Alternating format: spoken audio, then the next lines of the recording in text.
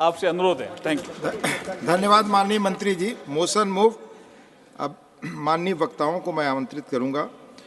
माननीय doctor L Hanumanthaiah, not present. माननीय Shri GVL Narasimha Rao, माननीय Shri GVL Narasimha Rao, please.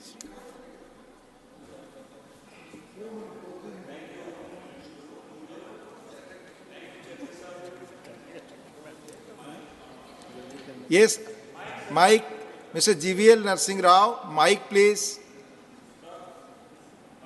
Mic is not.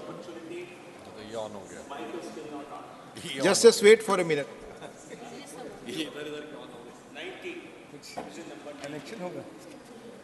अब माइक आपके बगल, आप please, it's on now. Thank you, Deputy Chairman, sir. This bill is in continuation of a series of pro-governance measures initiated by Honorable Prime Minister ever since he became Prime Minister in 2014 May. As soon as he took over the reins of office, a two-member committee was established to identify all acts that are all legislations that have no relevance in today's context. And so far, 1,486 such acts have been taken off from the books, from the statute books. So this is a massive cleanup exercise. This was done to ensure that primitive and irrelevant acts do not find a part of the statute books. So in the present bill, we are actually seeking to repeal 76 such central acts which have no relevance or which do not need to exist as a part of this statute.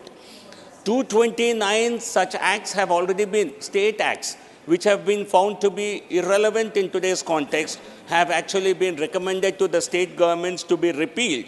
But in this context, sir, I would like to say, not just repealing acts. Honorable Prime Minister Modi ji has taken a number of very reformative measures to ensure cleaner governance. जनता के ऊपर मेरा विश्वास है, ये मेरा माननीय प्रधानमंत्री जी ने ये कहते हुए सेल्फ सर्टिफिकेशन ऑथेंटिकेशन जो पहले होता था, हर सर्टिफिकेट के ऑथेंटिकेशन के लिए आपको कोई गेजेटेड ऑफिसर के पास भागना पड़ता था, ऐसे स्थिति को पूरा प्रधानमंत्री जी ने खत्म किया है। ये एक बहुत बड़ी राहत थी आम लोगों के लिए। सिमिलरली क्लास 3 और क्लास 4 के नौकरियों के लिए इंटरव्यूज़ को ख़त्म करके 2015 के बाद उसमें जिस प्रकार की जो एक डिस्क्रिशन होती थी, एक भ्रष्टाचार का एक स्कोप रहता था, उसको ख़त्म करने का काम माननीय प्रधानमंत्री जी ने किया है। कुछ ऐसे नौकरियां हैं, ग्राम डाक सेवक, जिसमें आपको केवल 10वीं कक्षा के मार्क्स के आधार पर आपको नौकरी मिल जाती है, किसी की सिफारिश की ज़रूरत नहीं है। तो हर तरह का पॉलिटिकल और अन्य तरीके के इन्फ्लुएंस को ख़त्म करने का काम माननीय प्रधानमंत्री जी ने किया है। हर विषय में एक सुधार।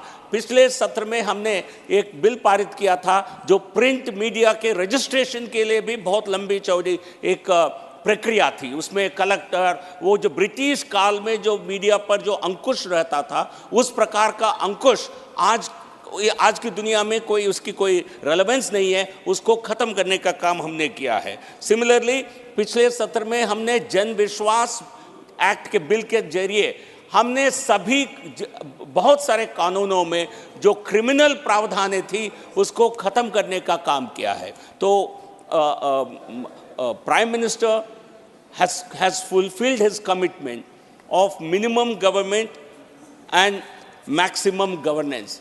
तो ये न्यूनतम सरकार, अधिकतम सुशासन, तो इसके जरिए जो देश की जनता ने इस पूरे प्रक्रिया को, माननीय प्रधानमंत्री जी के द्वारा जो प्रक्रिया को पूरी तरह समर्थन किया है, उसका नतीजा आपको हाल के चुनावों में भी नजर आए और भविष्य में बहुत जल्द 2024 के चुनावों के नतीजे में एक भव्य जीत के साथ फिर एक बार माननीय प्रधानमंत्री जी को देश के सत्ता संभालने का निर्णय देश की जनता कर चुकी है।